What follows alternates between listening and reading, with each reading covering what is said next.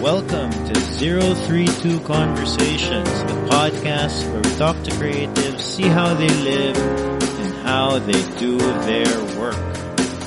Today is an Ask Me Anything episode.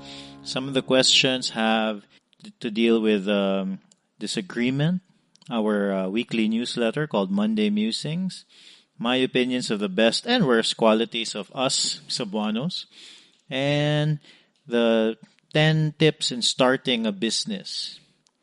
But first, I just came from Manila. It's Monday night. I wanted to record this episode while I was in Manila. In fact, I brought all my equipment and everything, but I just didn't have the time nor the energy to do so. So this episode might come out a few hours late, but it'll still come out on Tuesday. It's Monday night, 11 p.m. Talking to you guys. A few things. I wanted to let you know I was a bit nervous for this Ask Me Anything episode because, first of all, I was worried that no one would submit any questions. Number one. Fortunately, there were quite a few questions that were submitted, and then that nervousness for no questions became nervousness of, now I have to actually answer these questions and make it worth your while. Make it worth your listening time. So thank you to everybody who sent questions. We may not get to all of them, but I'll try to answer a few as best as I can. And if this is your first time to listen to Zerothreetwo Conversations, please subscribe on your podcast app. It'll set it to auto-download and it'll just automatically download the episode so you can listen to it offline from your phone. Listen to it while you're driving, on your commute, while exercising. Alright, let's get to the Ask Me Anything episode. First question I will read is from Smile Virai. This message was sent on Facebook. This question was sent on Facebook. How do you resolve a disagreement? Now this is a bit of a broad question because there are disagreements that happen in all areas of life. Sometimes resolving disagreements don't actually need to be worried about. For example, if my little 2-year-old wants more iPad time and I disagree, there's nothing to it. He can't, he just cries and we're done. Or if my dad or a boss disagrees with me and I voice out my side and then they decide to do something else, there's nothing I can do. So most disagreements are like that. For most disagreements, you just let it go. My son has learned this very well, fortunately. But I'm assuming this question has something to do with relationships or girlfriend, boyfriend, or marital couple relationships. Going back to the question, how do you resolve a disagreement?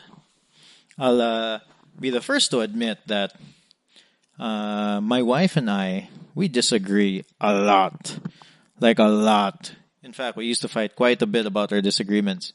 I'm not going to give you an answer specifically on how to resolve a disagreement, but my wife and I, we occasionally volunteer on this thing called Discovery Weekend, which shout out to Discovery Weekend.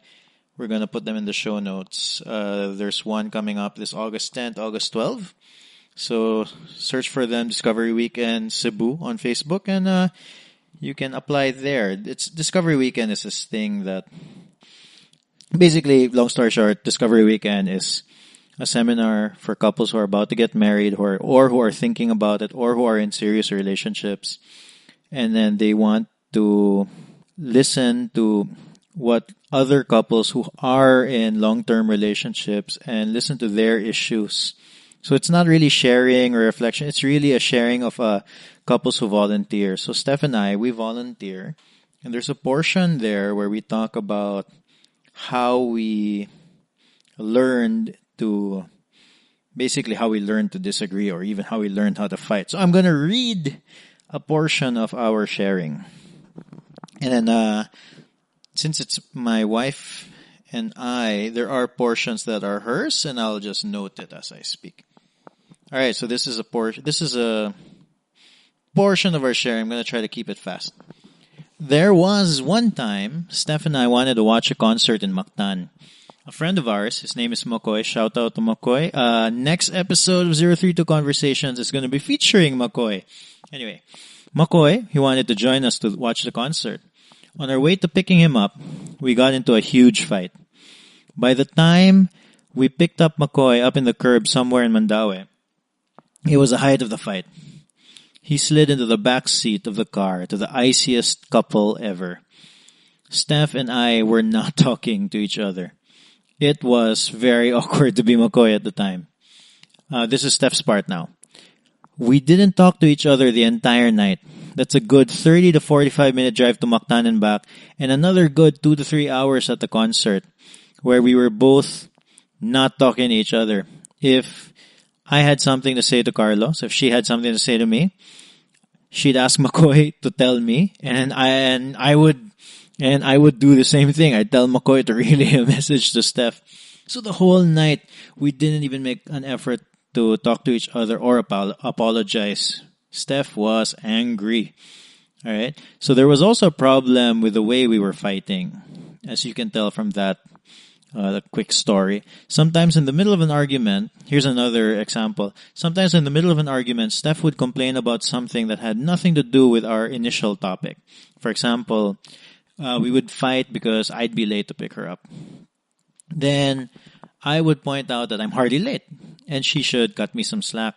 Somewhere in the conversation, she would bring up that I should be more assertive and choose a restaurant every now and then. So it doesn't have anything to do with the initial topic. On Steph's side again, you know the feeling when you wish the other person could just read your mind and know how you're feeling by the way you act and talk? That was my biggest frustration at the time. With Carlo, again, this is her part of the sharing, I felt I always had a need to explain myself to him, and I felt that I didn't have the need to do so. Carlo has always been the more vocal one in our relationship, and me, I just wanted the arguments to be done and over with. However, during the times when I would tell him how I felt, he would always cut me off, and I didn't like that at all. I would literally explain my point of view, and he wouldn't let me finish my sentence. I didn't feel like he was listening to me. This got me really upset. So as you can see, we've had our fair share of disagreements, right? And then going back to the sharing. Even before Discovery Weekend, and despite our problems, we tried our best to have closure whenever we fought. We never left each other hanging. We did our best to work through whatever problem we were dealing with. When we would both calm down, we did our best to sort it out. The problem was we just kept fighting. It seemed like we didn't know how to properly talk to each other. We were too caught up trying to make our own points without really understanding how each other was feeling. Steph would end up crying out of frustration, I'd feel bad, and sooner or later we would be okay again. There are definitely more good days than bad days, but this was something I knew we definitely needed to work on if we wanted to make our relationship stronger. So during the Discovery Weekend, we learned a lot. The biggest takeaway was the focus on feelings portion. So this sharing is actually for the focus on feelings portion. That's the name of that segment. We learned to communicate better. Before, when we would fight, there was a lot of pointing, a lot of you don't do this or you always do that. There was a lot of blame being placed on one person. So this is Steph's part again. This topic during the weekend was what struck me the most. Talking about our differences is one thing, but learning and understanding how he truly felt is something else. I learned that your feelings can never be wrong because they're your own feelings. With that, I realized that it was okay for me to be upset or angry with something. But I had to work on how to properly communicate with Carlo on what I was feeling. My part again. Small things like changing the words we used when we communicated with each other made a huge difference. Instead of saying, "You are always late," as if pointing out the flaws of the other person, saying, "I feel frustrated waiting for so long," made a huge difference. Instead, saying "I" instead of you, put the onus on the person saying the statement. As Steph said, your feelings can never be wrong because they're your own feelings. Saying things in this way made me concerned with how she was feeling. Instead of focusing on the problem, we focused on how we felt. Being in a relationship, we naturally wanted each other to feel good. So that's the portion of our sharing in Discovery Weekend. And if you didn't get it, the whole point of it was there's a certain language that we use when we disagree with each other. And there's a certain type of like one-uppery, trying to get the better, trying to win the argument.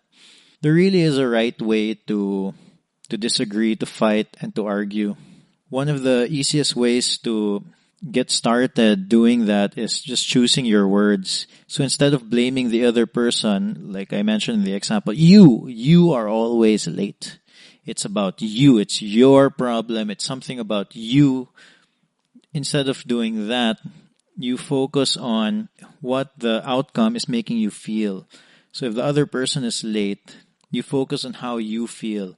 So, for example, instead of saying you are always late, you're saying, I feel upset because, I've been waiting here for a long time. And then the other person, it's hard for the other person to feel defensive or feel offended because you're just sharing what you feel. So this made a huge difference with how Steph and I communicated. And I, every time they ask us to do this sharing, we do it because, it really did change the way we talk to each other. And it's a huge help to how we communicate.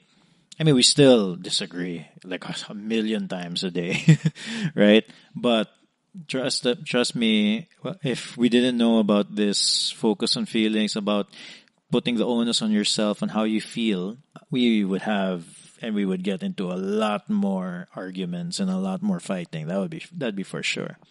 All right, so that's the first question. Got the first question out of the way. I feel good.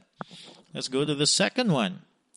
Second question is about the weekly newsletter called Monday Musings. If you guys don't know, every week I release a newsletter called Monday Musings. And I'm going to put a link to it in the show notes, just if you want to get a gist of what it is. But it's basically a weekly newsletter, and then I share an article or a video, a few articles, maybe 2 or 3 or 4 links to something that I thought was interesting that week.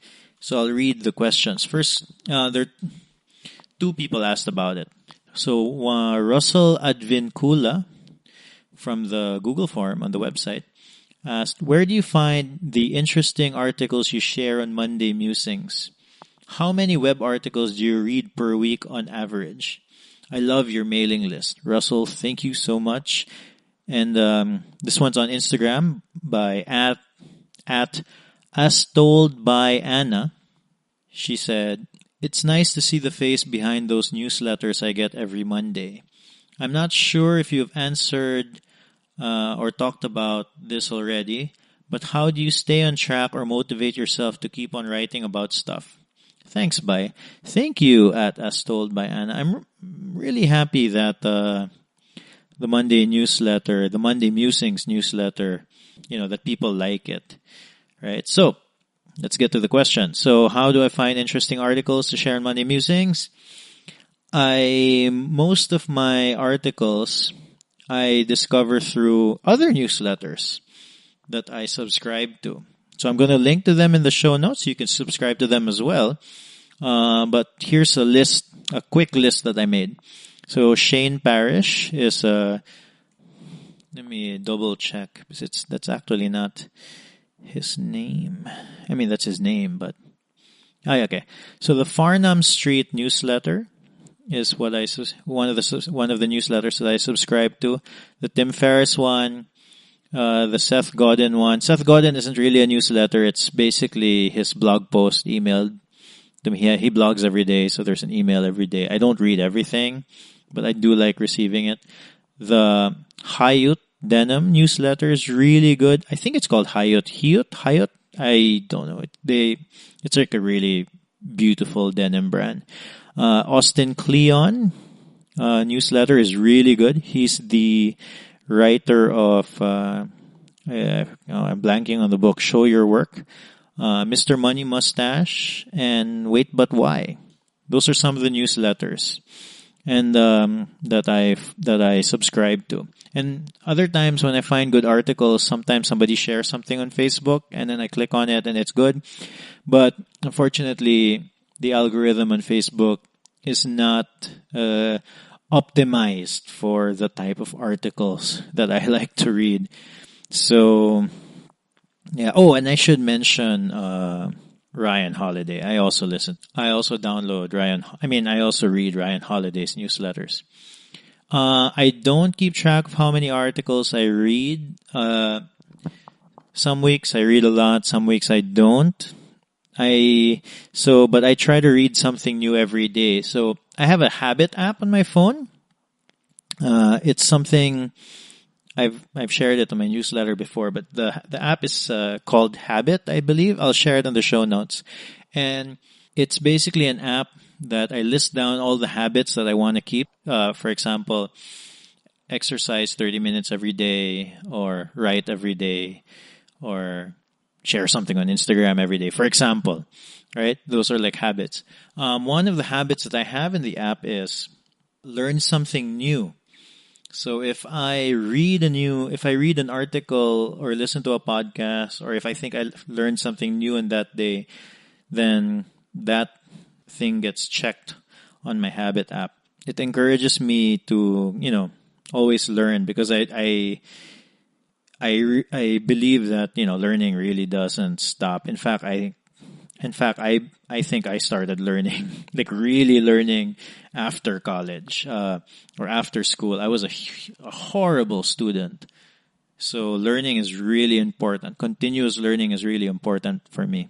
Since I'm already reading all of these articles, then I share these articles on my Facebook and Twitter. And then every weekend, so this is my process. I have the newsletters for the articles, and then I go through them, see which ones I'm going to read, or videos I'm going to watch, whatever. And then the ones that I do enjoy, or the ones that I found helpful, I share it on Facebook or Twitter. And then I share it using an app called Buffer. And then every weekend, usually on a Saturday morning, I check the Buffer and see which ones got the most engagement, like got the most likes, got the most clicks, got the most comments. And then from there, that's how I choose what to share on my Monday Musings newsletter. So that's the process. So in terms of looking for motivation to write Monday Musings, I don't know. I actually enjoy, it's the easiest, most enjoyable thing that I write every week. It's not a grind. Because if it was a grind, if I did not enjoy doing it, then I probably would not do it. I probably would give up. In fact, I think motivation, let's go back to that word, motivation. I feel like motivation is kinda overrated. Like it's very difficult to discipline yourself to do something that you don't want to do.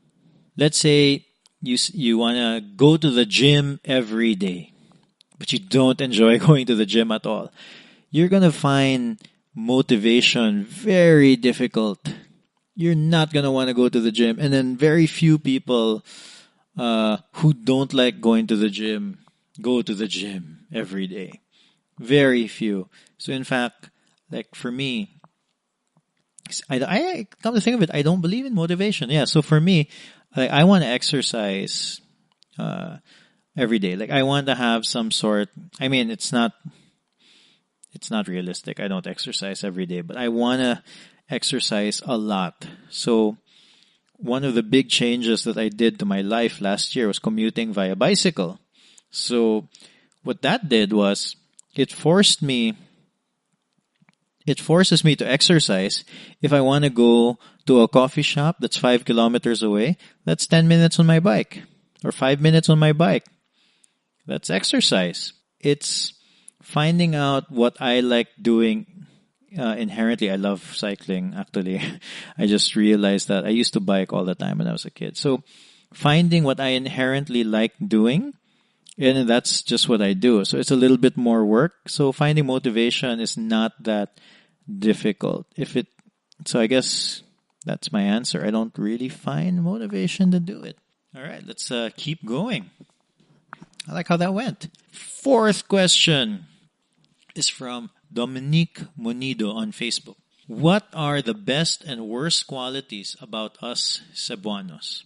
Okay, let's start with the worst qualities. First of all, let me preface this discussion and say I don't like to generalize. If somebody didn't ask me this question, I don't even think about it, honestly. And as you can see, based on my last answer and last question, I love Cebu. I choose to live here for a reason. It's not because I'm forced to live here. But there are things that Cebuanos can get better at.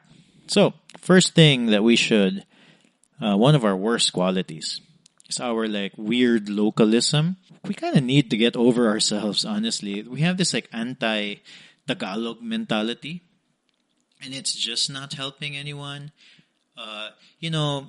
We like to say, ang bugiro mo kaya ng mga Tagalog, kanang they don't know anything outside of Manila, and then but there are Cebuanos like that. There are Cebuanos who think Cebu is the center of the world, and there are Cebuanos who are really hambugiro. It's just a us versus them mentality that just needs to stop. They are different. We are different. Let's leave it at that.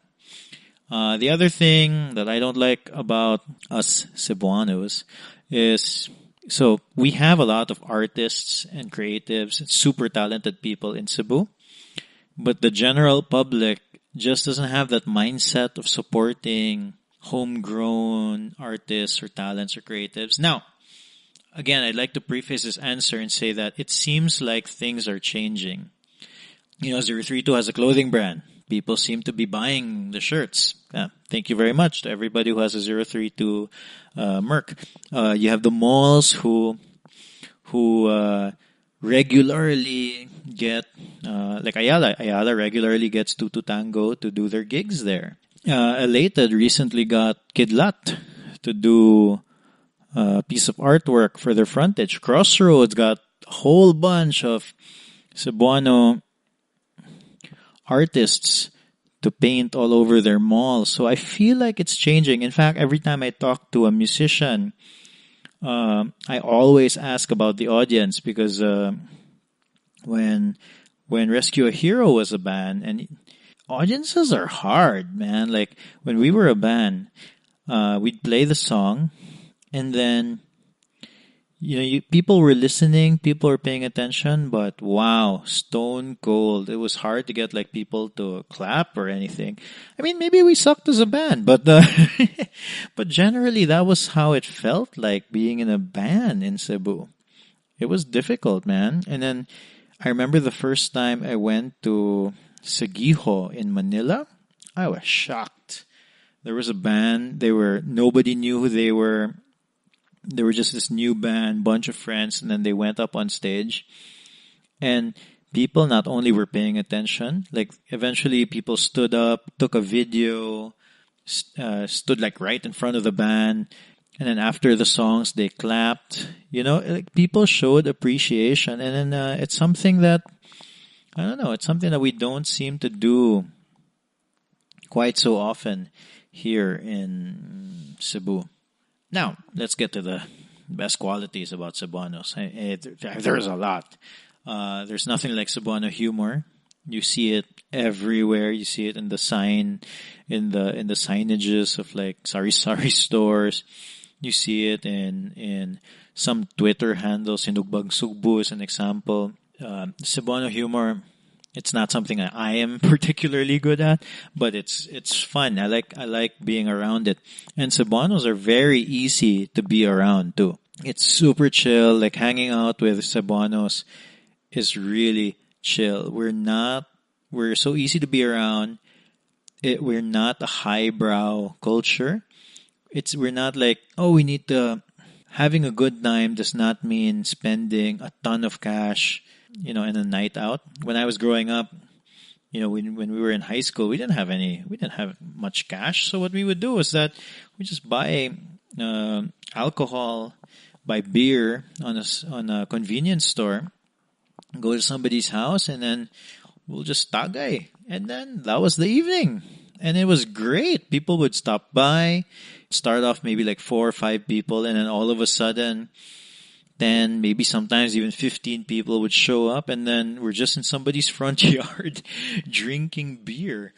And then it was fun and just super chill, So, Cebuanos, I don't know, it might be changing a little bit because, the Cebuano, our economy is getting a little bit better. There's more and more people with money now, but generally, we don't need to have like the best, most expensive stuff. We're just like, I feel like this is going to sound weird, but I don't think I've ever said this before, but we're real. You know what I'm saying? Like, it's like we're just real people. Like when we think of something, we say it out loud.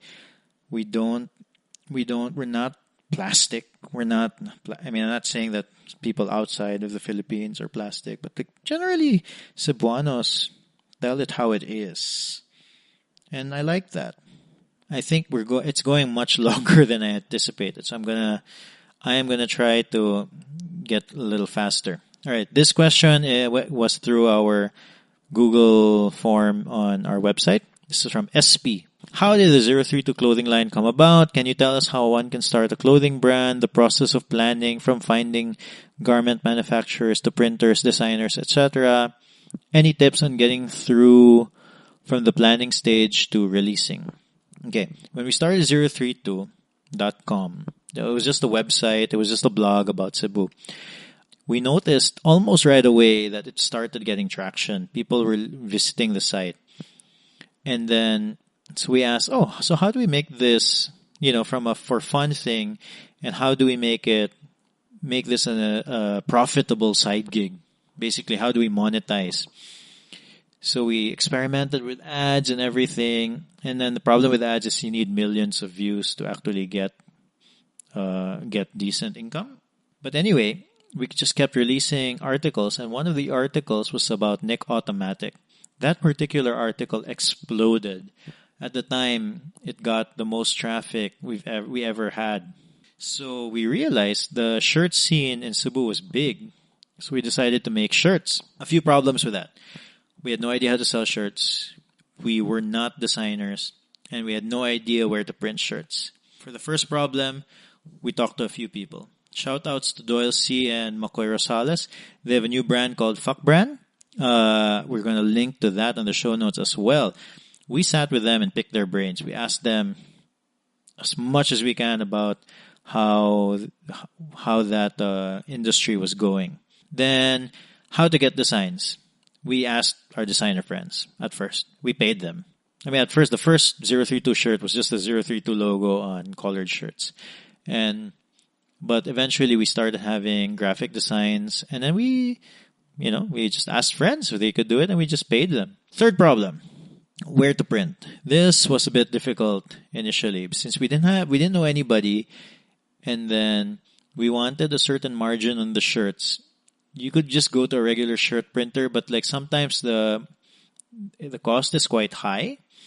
So we looked around, tried different printers. There's even one story where we found a printer somewhere in Mambaling, and they were so bad. Like, it wasn't, so quality is one thing, but you want to have a printer or suppliers in general that are easy to work with.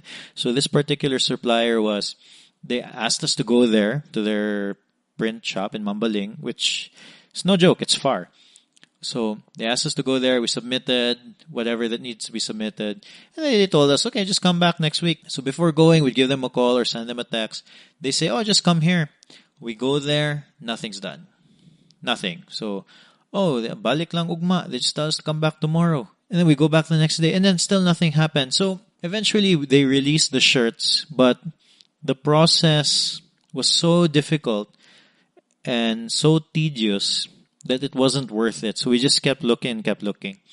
In the end, we found out that one of our friends, his name's Jake Maningo, his family owns Kulas. We contacted him, made a few shirts, good quality.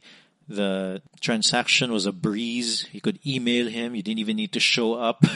If I wanted to, I could pay him with a bank deposit. It was so easy. And then after a few prints, he showed interest in becoming part of the team.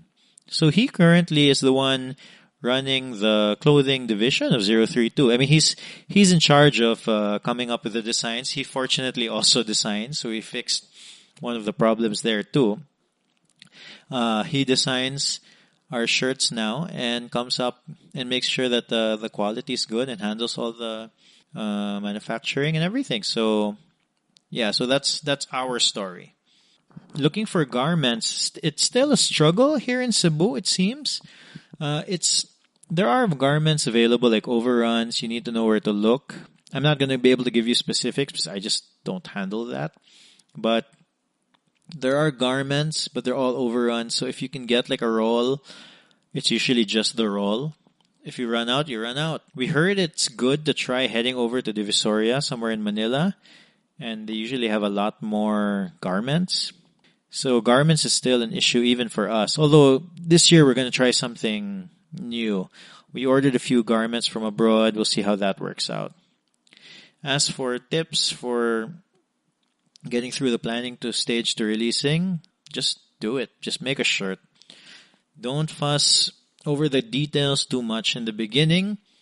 You know, just try to get the shirt done. Just try to get from point A to point B. Create the brand, make a design, have it printed, and try to sell it. Then adjust each step of the way. You know, start with your friends, try to sell to your friends. Make sure that the shirt is halfway decent. If not perfect, halfway decent. Then just keep going. Because the start is not the difficult part. The difficult part is keeping it going. The difficult part is actually making that clothing brand work for you. Like, it's a grind. You should listen to my interview with Franz Deadways of Deadways. He talks about it, and there's tons of clothing brands that just they start up, they put up a Facebook page, they have a run of shirts, and then 2 months later they're done. Deadways has been going on for a few years. Zerothreetwo has been going on for a few years. So just to give you a little sense of what needs to happen. This next question was actually submitted on my wife's Facebook page. So I'm not sure if he wants his name said out loud in public, but I'm just going to refer to him as Mr. M because that's really how they refer to him. He asks, what are your best 10 tips in starting a business? Now this question is interesting because the thing with starting a business, number one, I'm not necessarily qualified to answer this question. I've only started a handful of businesses in my life, and that doesn't make me an expert. It just makes me somebody who's kind of done it. But also the thing is, starting a business is a really complicated thing, and I don't think it can be encapsulated, is that a word, in 10 tips. So instead of tips, I am going to recommend books to read about starting or running a business. Now, fortunately, I wrote a blog post about this last year. The blog post is called "These Books Taught Me How to Run a Business." I'm going to link to it in the show notes. I'm going to run through the books very quickly. Okay, first book, Rich Dad, Poor Dad. Some of it you don't have to agree on everything, but it taught me one key concept, which is differentiating between an asset and a liability. Assets create cash flows directly to your pockets. Liabilities take money out of your pockets. So your car is not an asset, buddy. It's a liability. All right. Anyway, I keep saying I'm going to try to go fast, but I keep talking. So, first book, Rich Dad Poor Dad. Second book, The 4-Hour Work Week. If you followed me on my newsletters or anything, Tim Ferriss is a huge inspiration. So 4-Hour Work Week, really, really good book. You've probably heard about it. Built to Sell is another good book by John Warrillow. Built to Sell is a book about how to take yourself out of the business as an entrepreneur. So the whole idea is he's trying to sell his company. Now, it's a good book even if you're not trying to sell your company, but he's trying to sell his company, and these are the steps that it took to sell the company while he had his business. Now, the basic thing is take yourself out of the business. Make yourself not needed for the business to run. That's the whole idea of the book. Now, the next book is Shoe Dog by Phil Knight. It's a memoir by the creator of Nike. One of the nice things about memoirs and entrepreneurial memoirs is you get to really read their story. So instead of reading business books and then tactics or concepts or strategies, it's also nice to see what the founders actually went through. And Shoe Dog is a really good book that goes through that, of a brand that we all know. That's a world-renowned brand in Nike. Next book is called The Dip by Seth Godin. Seth Godin, honestly, any book by Seth Godin is good. If you could get all the books he's ever written, and you'll get so much out of it. The Dip in particular is the part of the entrepreneurial journey when things become hard. So when you start your first venture, at first, people come in, you have a lot of business, and at some point, it dips, it goes down, and things become very difficult. Are you in a dip? Is it something that's just slightly difficult now? And if you keep grinding, if you keep persevering, if you keep at it, and then your sales go back up, or there's more business, or you get a lot of customers, that's a dip. So you have to persevere or grit. But are you in a dip, or are you in a cul-de-sac? Now, the cul-de-sac it's a dead end. There's nothing there. There's nowhere to go. There's no left. There's no right. It's full of stagnation. There's no potential for real growth. Now, the book is about, are you in a dip or are you in a cul-de-sac? Next book, 0 to 1 by Peter Thiel. Notes on startups or how to build the future. Peter Thiel is one of the premier venture capitalists in the world. One of the first people who invested on Facebook. Anything he has to say is worth it. Next book. Anything You Want, 40 Lessons for a New Kind of Entrepreneur by one of my favorite people that I've never ever met in my life, by Derek Sivers. He's the guy who started CD Baby, one of the first companies to sell music online. His insight into business and life in general is a huge inspiration. You should listen to his interview with Tim Ferriss for a good starting point. Really good book. Lots of counterintuitive lessons there. Next book is hashtag Ask Gary V. One entrepreneur's take on leadership, social media, and self-awareness. If you haven't heard of Gary V, search for his name. Follow him anywhere. It's his full name is Gary Vaynerchuk, but if you can't spell Vaynerchuk, just type Gary Gary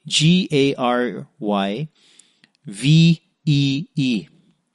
Gary V. Follow him anywhere. He's like a baseball bat of inspiration and motivation and kick-ass. If you haven't heard of him, he's not for everybody, but sometimes he says things that you need to know. Next book is Rework by Jason Fried and David Heinemeier Hansen.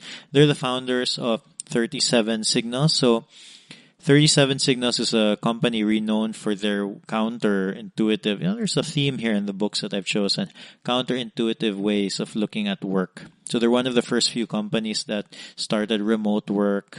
It's a book packed with concepts. So one of my favorites is Meetings Are Toxic. Most meetings are a waste of time. Usually meetings are held to explain a concept or topic. Instead, we should focus on trying to make the concept clearer and simpler. If you must have a meeting, set a time, invite as few people as possible, and never have a meeting without a clear agenda. It sounds like common sense, but you'd be surprised how many meetings are a total waste of time. Next book, Profit First by Mike Michalowicz. Mike Michalowicz. Profit First, a simpler system to transform any business from a cash-eating monster to a money-making machine. So it changed the way how I manage the expenses, the accounting of Zerothreetwo.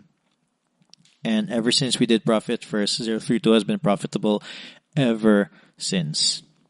So enough said. I can't get into the concept. There's a lot of numbers here, but it's super worth the read. If you're having problems with cash flow, that sort of thing, you should read this. In fact, it's been so useful that the wife and I made a version of it for our personal family finances. It's that useful. Next book is The Lean Startup by Eric Ries. The Lean Startup, biggest takeaway on this book is your MVP, your minimal viable product. Just Google it. If you have a new business idea, something that hasn't been tried before, I recommend you read The Lean Startup before you get started with your business and, inject millions of pesos into it. So read The Lean Startup. Next book is The Purple Cow by Seth Godin. Again, all of Seth Godin's books are good. The Purple Cow is basically, you should have a product or a service or an idea that is remarkable. If you go on a drive in Australia, for example, or New Zealand, I guess New Zealand, because there's a lot of cows there. There's a lot of black and white cows. So at some point you get used to it. If you saw a purple cow, that would be remarkable. That would be something that people would talk about. So make sure your idea, product, or service is remarkable. That's what the whole book's about. Purple Cow. Buy it. Get it. Seth Godin is awesome. All right. That's the end of the list. I believe those 12 books. So instead of 10 tips, you got 12 books. Anyway, I hope you enjoyed that AMA episode of Zerothreetwo Conversations. It's Ask Me Anything episodes, a thing that we should do in the future. Would you like to hear more about those? Let me know. Send me a message. You can email info@zerothreetwo.com or just tweet 032 Cebu, and I'm going to see it. If you like the episode, leave us a review on iTunes or share this episode online on your socials, on Facebook, Instagram. Just share it. Just share it online. I mean, if you liked it. If you didn't, then, whatever. I just listen. It'll get better. The music from this podcast is Piano March by Audionautics. Thank you for listening. Next week and the week after is going to be a special, 2 special episodes. I interviewed my best friends in Rescue a Hero. The one coming out the next week is a solo interview with Mark Cortez. He was the lead vocalist in Rescue a Hero and is currently residing in New Zealand. And then the week after him is going to be the group interview of the guys from Rescue a Hero. It's going to be Mark Cortez, Jason Almendros, Jeremy Lim, and myself. All right, see you guys next Tuesday. Ciao.